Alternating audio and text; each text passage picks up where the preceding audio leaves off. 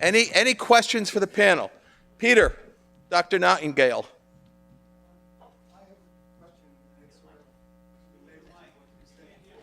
There's mics somewhere, Peter.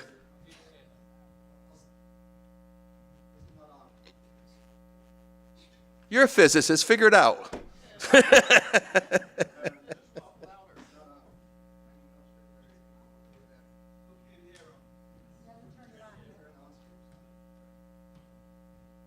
Oh no, well, we'll ask an English professor to fix it. All right. I throw things against the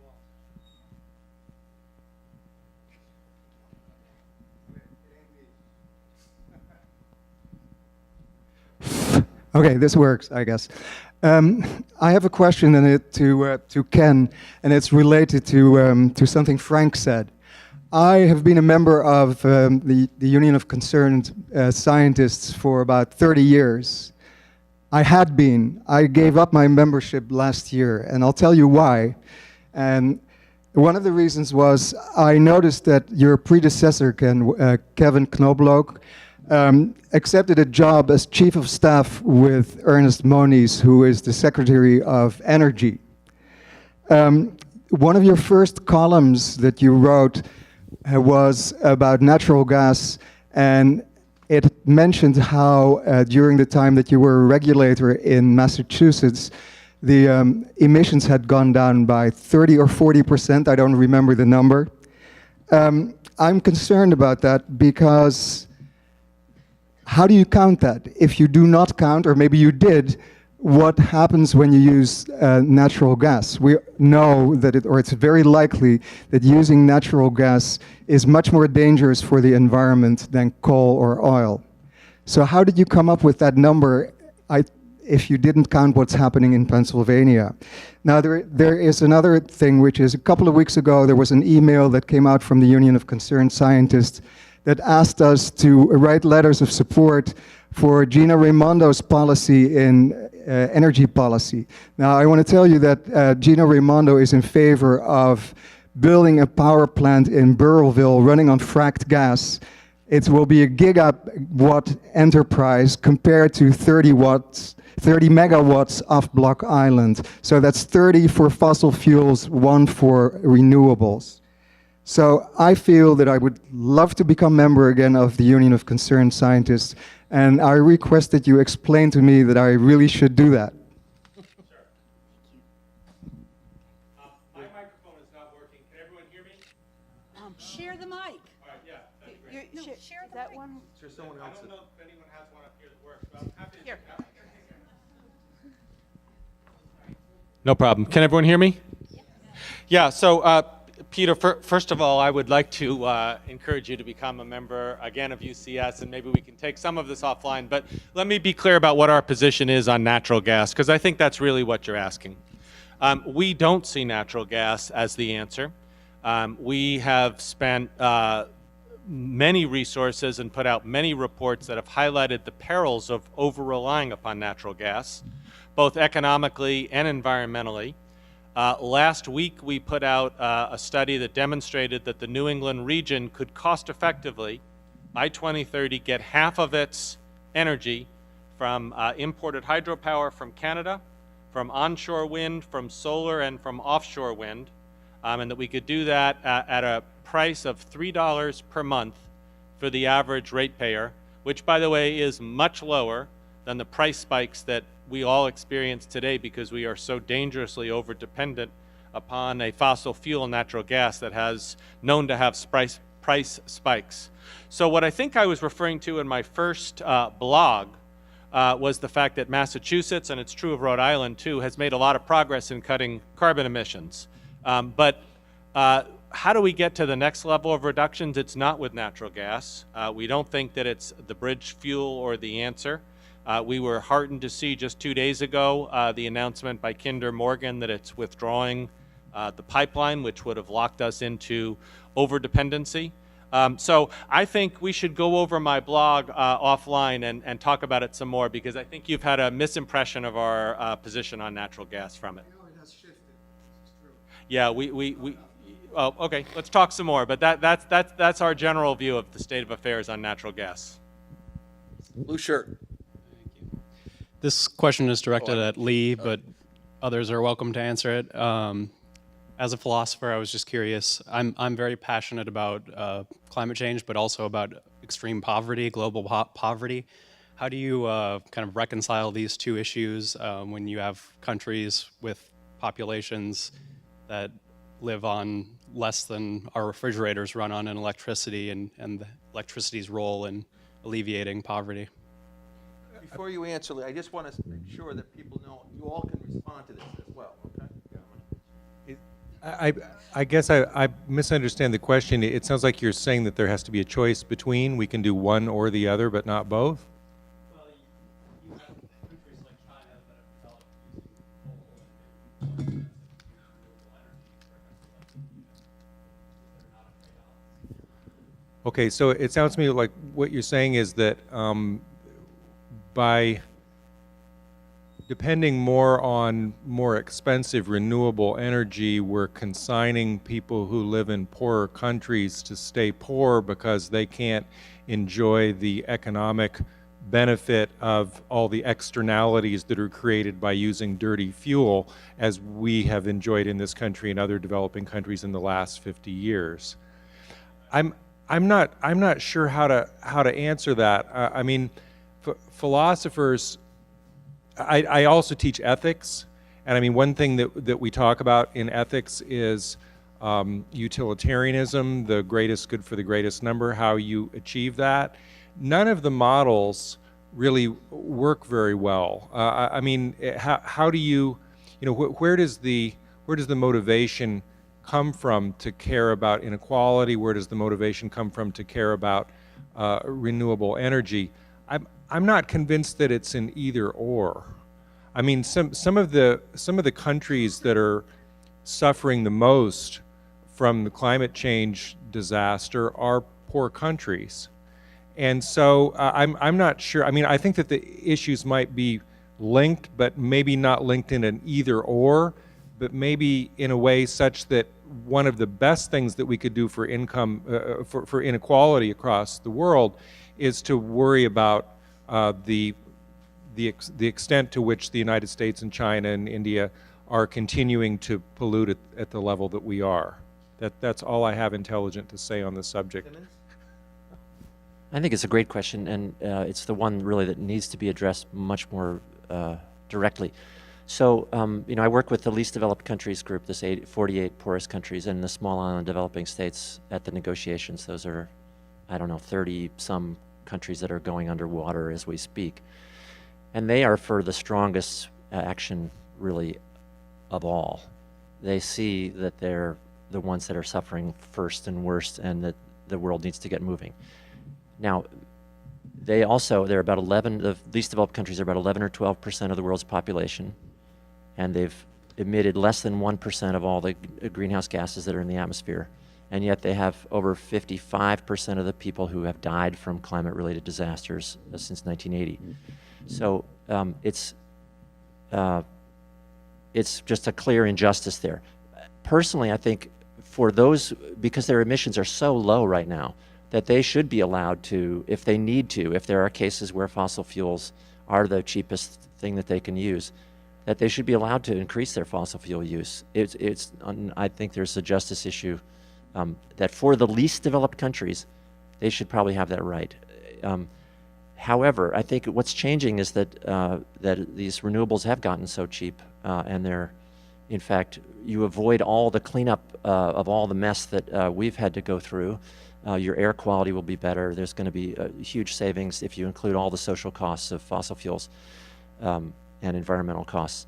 And so there is another, you know, there's groups of countries that really are pushing for an ambitious approach and see it not as a trade-off. It's not being seen as a trade-off. And I think that's really what changed in 2015 is that countries are now seeing the benefits of a clean energy path, avoiding this, you know, building the stranded assets or the, you know, the dangerous fossil fuel facilities.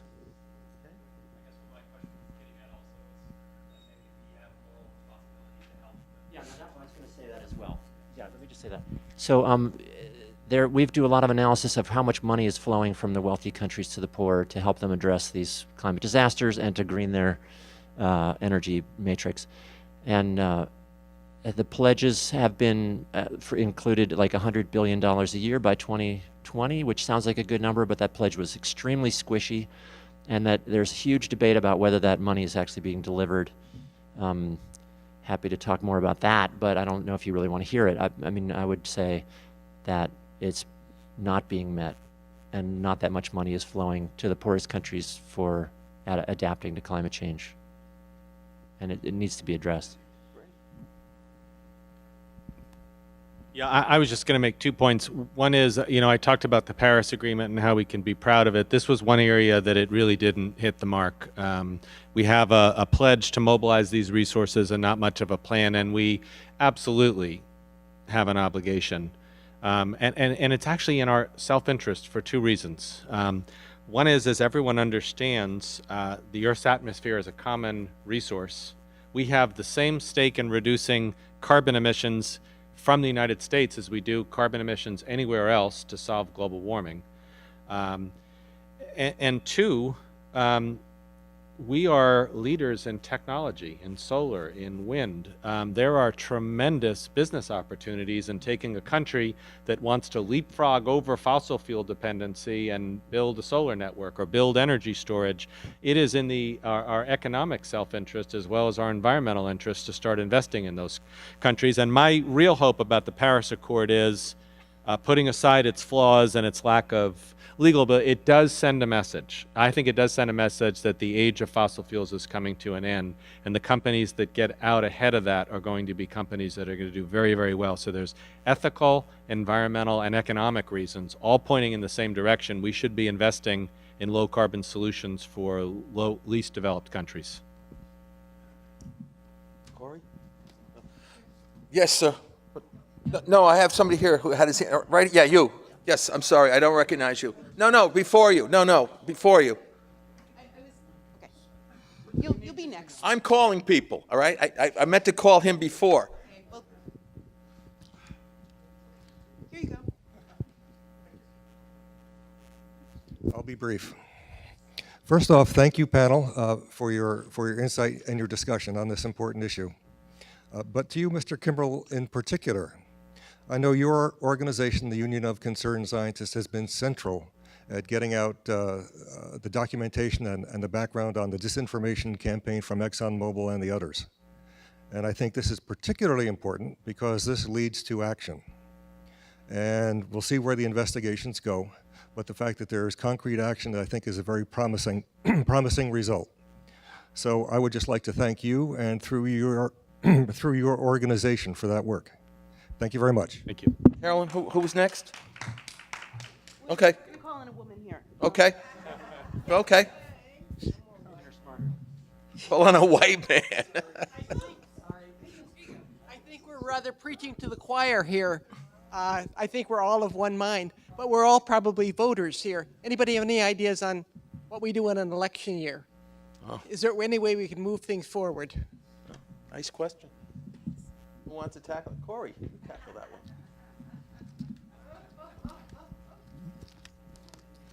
I think you're probably going to get a more intelligent answer from others, but the only thing I can say is be aware of what people's positions are on these issues and vote for the people whose views are in accord with yours, and encourage everybody to vote regardless. I think the real political issue is campaign finance reform, and until we get that in this country, we're going to be in the soup. We're going to remain in the soup, and it's not a simple question. There are real serious First Amendment issues with campaign finance reform, but I think that is the biggest thing that's holding us back.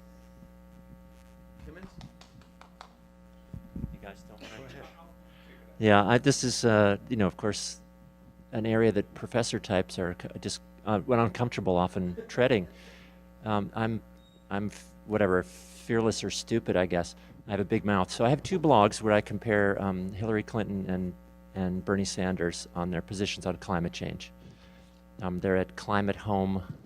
It's a British-led site. And it's, I mean, obviously the Republicans have all said that climate change doesn't exist and it shouldn't be acted on and it would be bad for the country and so on to do so. Donald Trump has said that climate change is a hoax invented by the Chinese to destroy the U.S. economy. He tweeted that, and then he later said, "Oh, I was just joking." So we don't really know how bad he would be. Trump says he's a liar. So anyway, there's lots to talk about there. But to sum up the Democratic side, I guess, I think there's a much stronger position from Senator Sanders on the issues of, for example, fracking natural gas, on the need for a very rapid transition, on the need, and as he says, no president is going to solve this. It does need a real political revolution. It needs a huge reform in campaign finance and so on.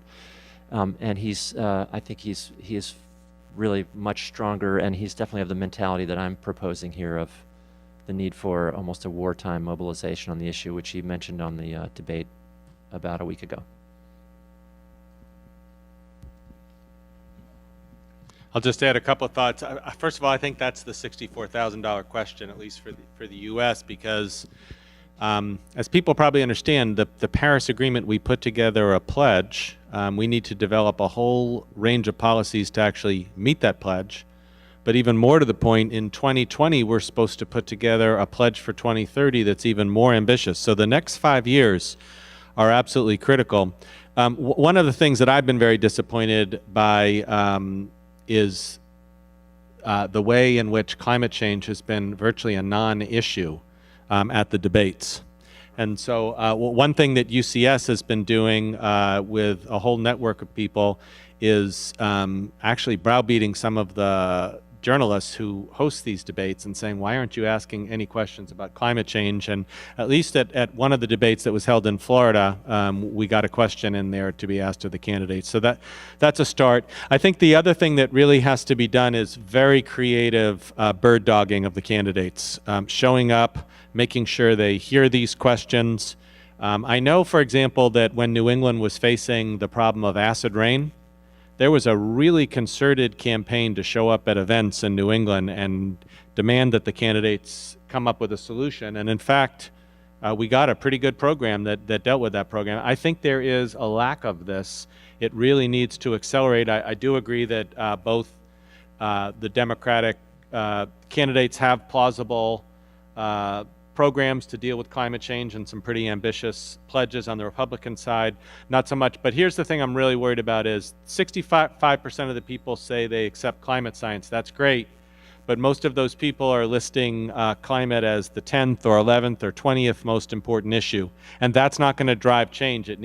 People need to demonstrate that it's the first, second, or third most issue. And that requires, I think, all of us to be very, very vocal and at these campaign events and put the issue in front of the candidates' faces on a very regular basis.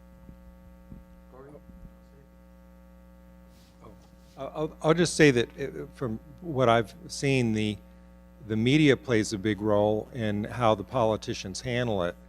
And it seems to me that they're not doing enough to ask questions about this. Look at what happened with the vaccines and autism debate. They were doing the whole split screen faux objectivity thing until there was an outbreak of measles in Disneyland and then across 14 states. Then all of a sudden, they stopped doing that and they started to tell the truth about what the science was. I think that if the media were to start doing that about climate change, the political problem would begin to evaporate because the media, yes, they get the spoon-fed the disinformation from the business interests, but then that filters out to the voters and to the politicians. So I think that in some ways the thing that's wagging this is the media not not embracing the idea that it's their obligation to tell the truth about what's happening. And once they start to do that, I think that the politics will follow. I don't know what to say about the media not telling the truth, except to say that I and the people I work with try to do the best job we can. But what I was going to say was what you mentioned, that the vast, vast majority of Americans, if they're surveyed, say that they're in favor of action to improve the environmental situation in the country. It is not a voting issue. It's not the reason they pull the lever in the voting booth for one candidate or another. And until it is, as you say, the politicians have no incentive to pay attention to it. I was going to cite both FDR and LBJ, and you can actually listen to the tapes, the conversations between Martin Luther King and President Johnson, in which Johnson says to King, "You all have to make it impossible for us to do anything other than enact civil rights legislation. It cannot come from the top down. It has to." But and that has not happened. And I think it's unrealistic to expect politicians to respond to pressure that they're not actually feeling. Carolyn? Carolyn? Molly? I wanted to thank everybody for being here today, but I'm rather disappointed also. It's easy to pick on Ted Cruz and Trump and people like that, but the EPA has really dropped the ball regarding methane. There's been a scandal about that, the amount of methane escaping into the atmosphere. And that segues into Rhode Island and the problem that we're having in Burrillville right now, and no one on this panel has spoken to that issue. There are people here in this community that have gotten arrested in the governor's office because they're supporting this plant as a jobs program. And it's encouraging fracking, and fracking knows no boundaries. I mean, we're going to have more fracking done in Pennsylvania and West Virginia, and the congressional delegation has not been there. Even Senator Whitehouse, as much as he's done in a positive way in the Senate, has done a wonderful job that way, has not come out in supporting grassroots people who are trying to stop this plant. This is really serious. So I'd like you to please address that. So thank you for raising Burrillville. I tried to make a reference to that when I was talking about the need to stop the building of fossil fuel infrastructure. So I hope, anyway, I would like to say it more clearly than I did. I have filed with the Conservation Law Foundation 32-page testimony, written testimony against the Burrillville power plant on the grounds that it will make it impossible for the state to meet the targets that we have agreed upon by the legislature, signed by the previous governor, to reduce our emissions. It'll make it impossible to us to meet those targets. But the jobs, the jobs creation issue, we have to at least address the concerns of organized labor in their,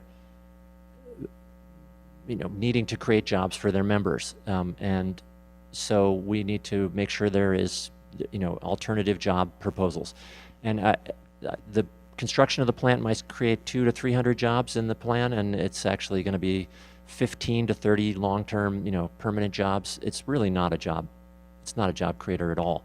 As I said, we've had 4,000 new jobs in clean energy in the state in 1 year. So it's a canard.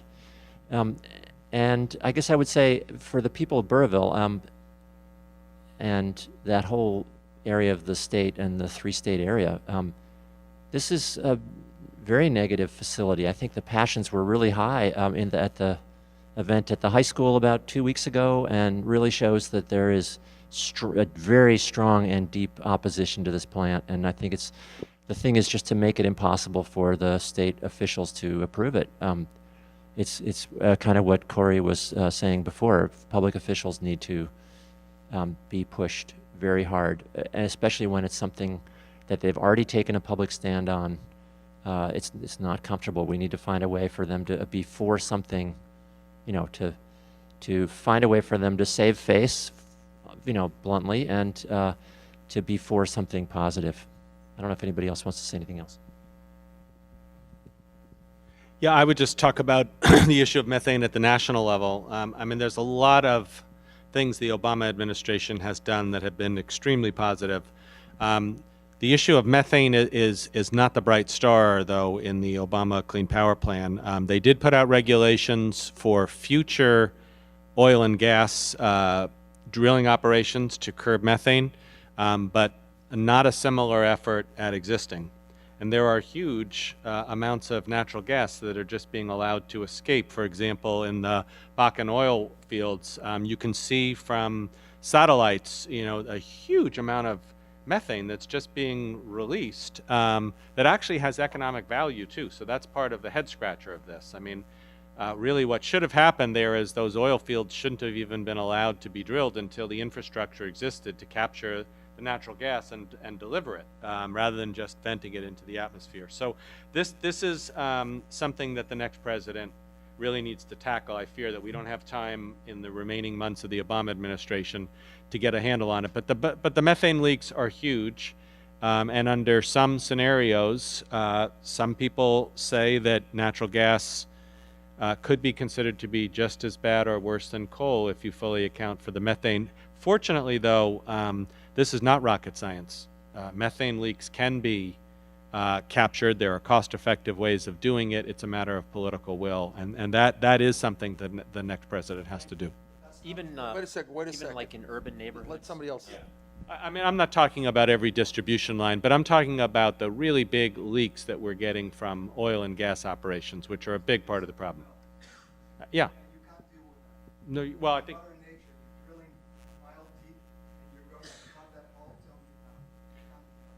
Well, we have a disagreement on that. I think there are. Let me say, too, for those people who justifiably are concerned about methane, and I'm issuing a challenge to you, stop eating so much beef and so much pork.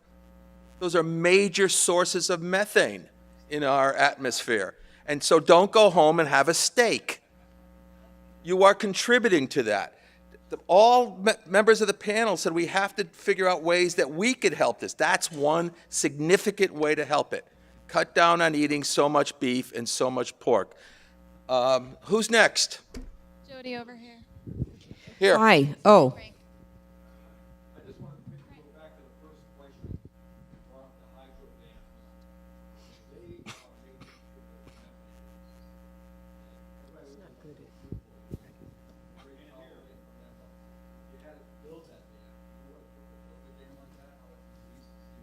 Could you repeat that louder, please? There's people in the back that can't hear you.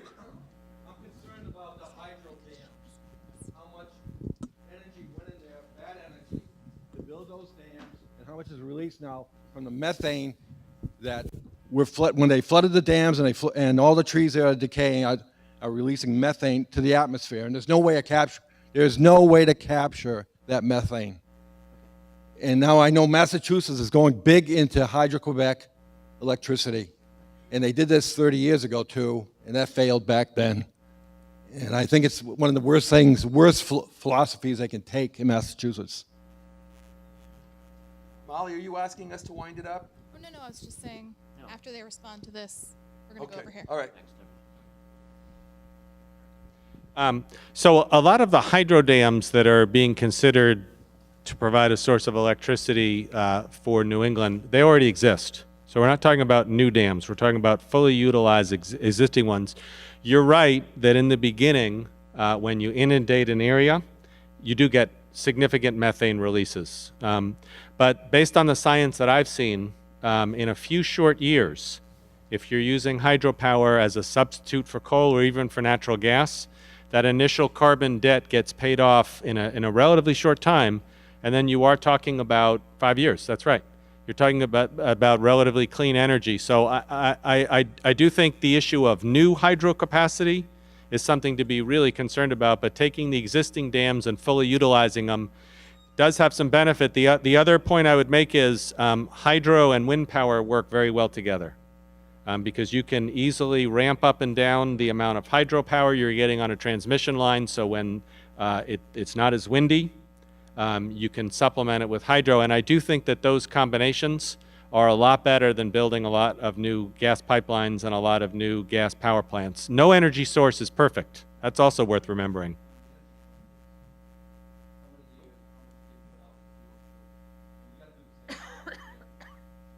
Well, there's been I'll be happy to provide you with some information. There's been a lot of study of this issue of the carbon neutrality of hydropower. Yeah. I wanted to ask about the issue of being proactive rather than reactive, and I'm going to give a parallel example. As early as 1993, the CDC ordered pharmaceutical companies to start testing their drugs on women. And as late as 2006, that still was not being done. So that drugs that were being prescribed for women, particularly over the age of 65, had never been tested on women. What is to say that the government initiatives are going to work when the lobbying from, let's say, Mobil Exxon, why were we so surprised that Mobil Exxon did what they did? Why did it take 20 years to figure that out? We can't figure out the gun lobby. We can't change those rules. So two questions. How can we have confidence in the government especially with those running for president, having a lot of money behind them? How can we be sure the government is going to carry forward? And how can we be more proactive when we should know immediately what Exxon is going to do in the face of these proposals? Thank you.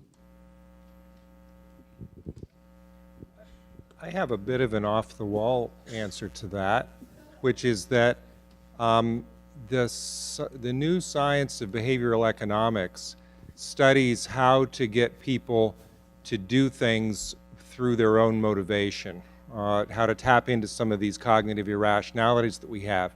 And I know that one thing that they do on my power bill is they show me a graph of whether I'm using more power than my neighbors. And if I'm using less, they give me a smiley face, and if I'm using more, they give me a frowny face. Now that sounds stupid, but there has been nothing more motivating for me to save power at my house than these bills. And that's exactly, there's research on this. There's a reason that the company does this. Some of the behavioral economics research, when Obama came in, he hired Cass Sunstein and a few other folks who were experts in this to use as much of the information about behavioral economics as they could for reforming 401k plans, other investments and such. I think that what I'm trying to get to is I think that there might be a way to tap into some of the research about human psychology to try to help us to figure out where the logjam really is with some of the politicians. If we could find a way to, embarrassment is a pretty powerful motivator, and if we could find a way to not just turn our head when they don't implement something that they promised to implement, but to embarrass them by hanging a lantern on it, that might be a very motivating thing. You know, just the scrutiny of looking at it. But I think some of that is maybe not a very satisfying answer, but I think some of that research has already been done, and we just haven't tapped into how to motivate politicians to do what we want them to do through embarrassment. That's an Welcome, off-the-wall Senator. answer.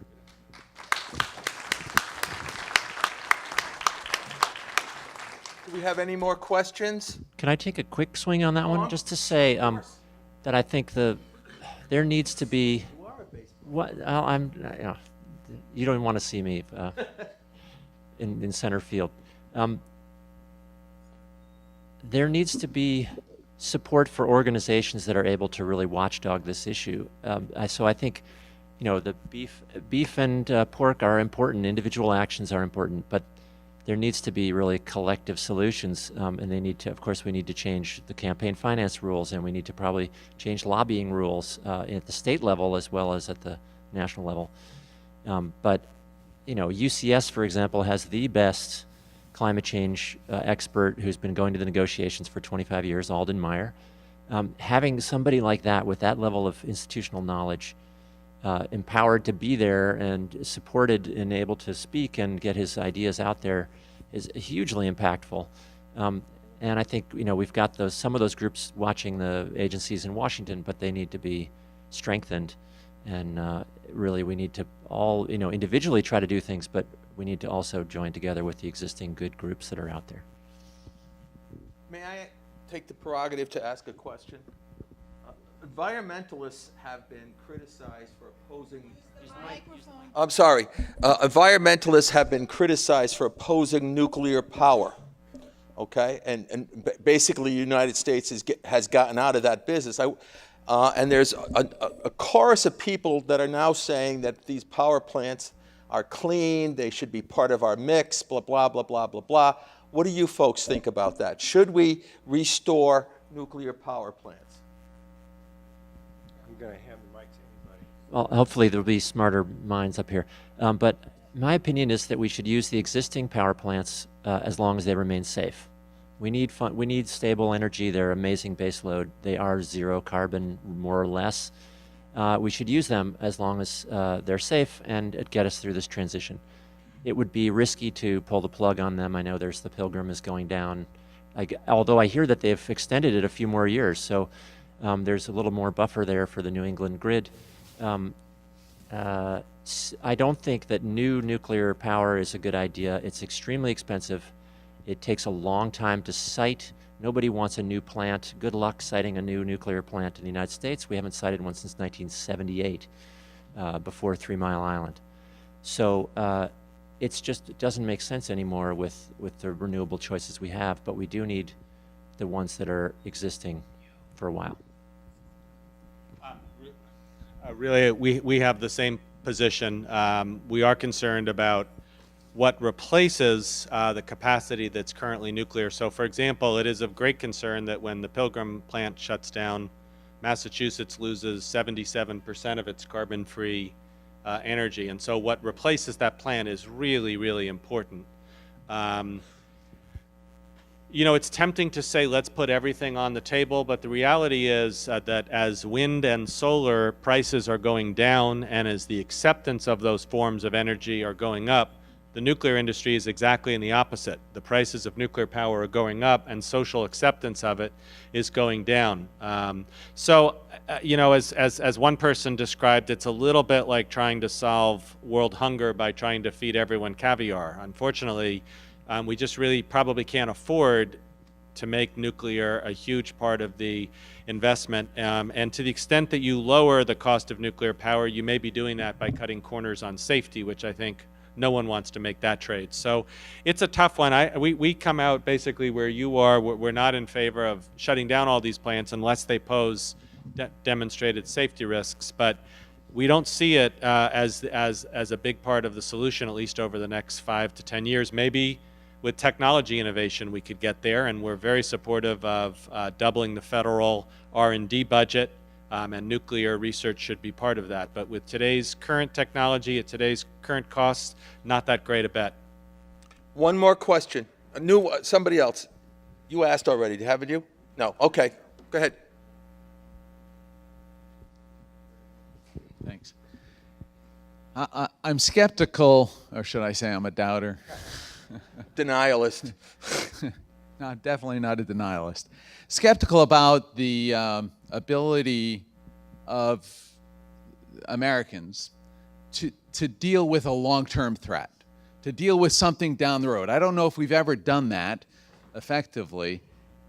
So I'm wondering who is articulating clearly today kind of short-term solutions, short-term benefits. You know, the iPhone killed the landline, but it wasn't through a government policy or a plan. It just was a better solution. And I'm wondering today, do we have that sort of, do we have anyone articulating that sort of approach? Most of what we've talked about are treaties, it's politicians. It's hard for me to believe some of them genuinely believe, you know, that this is bogus. But when do we deal with the long term? I'm not sure we will. So who has a vision for the short term? I don't know. I'm not sure who has one now, but I remember being radicalized on the subject of environmentalism when I was a junior in high school, when I read Barry Commoner talking about how freedom in the commons brings ruin to all. And I have to say, it's a very dark picture, and it was a very prophetic picture of what's happening now, because if all these countries are waiting for the other to go first. That's where I learned about externalities. That's where I learned about the problem of the commons. And it's not only a long-term problem for the United States, it's one that we have to coordinate with the other countries. I remember another thing that I read, boy, I haven't read this in years, but it was terrific, was Garrett Hardin, his book on the spaceship Earth. Who's doing that sort of work now that is not just about climate change, but talking in general about this? Because it really, I mean, the question you ask really is a sort of a philosophical problem about this coordination of group efforts and what, how do we handle that? I'm concerned because if you read Kahneman's book, Thinking Fast and Slow, it's not a pretty picture how the human mind works, even on things that are going to affect us personally in a relatively short period of time. We still procrastinate. So what do you do when all of a sudden it's something that isn't going to affect perhaps us personally for a long time, and we have to coordinate it with a number of other people? Again, I think that there's, we can look for the Barry Commoner of the current age, perhaps he's still living, I don't know, or other voices on this. But I think my earlier book, the book that I wrote before Respecting Truth, was called Dark Ages, The Case for a Science of Human Behavior. I think the social scientists need to be put to work on this. There's so much talk about climate scientists. Why aren't the social scientists doing more by way of science, actual quantitative work, to study how you motivate people when they don't want to do something, when it's easier to procrastinate, when they can kick the can down the road or let somebody else worry about it. There have certainly other instances of this in human history. The will is out there. I used to work with some of the best quantitative social scientists in the whole country, but they're not working on this. And I think that some of that might help. A social scientist wants to respond. Does anybody else want the mic before I? So again, I have a big mouth, sorry. But it's a great question, and I appreciate that you pointed to social sciences. So next Friday at the National Academy of Sciences, I've co-organized an event exactly about this, about where's the social science of implementation of the Paris Accord, and what's likely to happen. Do people actually follow through on promises? What policy tools work, which ones don't work? There's all this stuff that's in these models of what's going to happen to the global climate that rely on social science, and it's really bad. I mean, these are climate modelers who don't really bring in social scientists very often. So I think we need almost a Manhattan Project on social science of climate change action or pro-environmental behavior in general. I agree. At the individual level, but also at the collective level, we need to understand the institutions that are effective. When do institutional approaches work? Which ones work in which situations and which ones don't. I talk in this blog today about the op-ed about the plotters versus the dreamers. So on your sort of short-term versus long-term people, we have the scientists saying we need to make this transformation, but we need, then there's the people who say, well, all we can do is what's politically feasible. And indeed, we need a transition plan. We don't have it. But then the third thing is these price drops in renewables are making it so that I think businesses are starting to see the value in making these kind of investments, and a lot of this is indeed happening outside of government channels. The logic is shifting. And so one of the keys to helping that shift along is getting government subsidies out of fossil fuels. We have hundreds of billions of dollars of subsidies going to support uneconomic extraction of fossil fuels in the wealthy countries and in developing countries. Subsidies are very hard to remove. Once you have a group of people who are reliant on them, there's a lot of politics there and a lot of social science that we need on how do we remove these subsidies. But mostly, I think that's an advocacy effort where people have to just say, this is not acceptable anymore. Why are we doing this? It's economic suicide and it's environmental suicide. Anybody else? As my grandson's favorite TV show, The Bubble Guppies, said, it's time for lunch if some of you have kids or grandkids. So will you join me in giving a warm thank you to our panel?